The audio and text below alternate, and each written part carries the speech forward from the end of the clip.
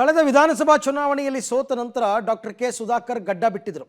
So ಈಗ ಆ ಗಡ್ಡವನ್ನು ತೆಗೆದಿದ್ದಾರೆ. ಇದರ ಸೀಕ್ರೆಟ್ ಏನು ಅಂತ ಅವರೇ ಬಿಚ್ಚಿಟ್ಟಿದ್ದಾರೆ.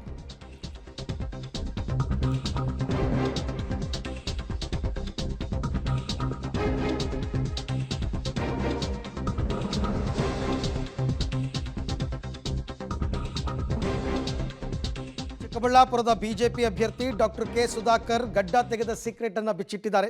ವಿಧಾನಸಭೆ ಚುನಾವಣೆಯಲ್ಲಿ ಸೋತ ನಂತರ ನಾನು ಗಡ್ಡ ಬಿಟ್ಟಿದ್ದೆ, ಹರಕೆ ಕಟ್ಕೊಂಡಿದ್ದೆ, ಈಗ ಆ ದೇವಾಲಯಕ್ಕೆ ಹೋಗಿ ಬಂದು ಗಡ್ಡವನ್ನು ತೆಗೆದಿದ್ದೀನಿ ಅಂತ ಚಿಕ್ಕಬಳ್ಳಾಪುರದಲ್ಲಿ ಡಾಕ್ಟರ್ ಸುಧಾಕರ್ ಅವರ ಹೇಳಿಕೆ.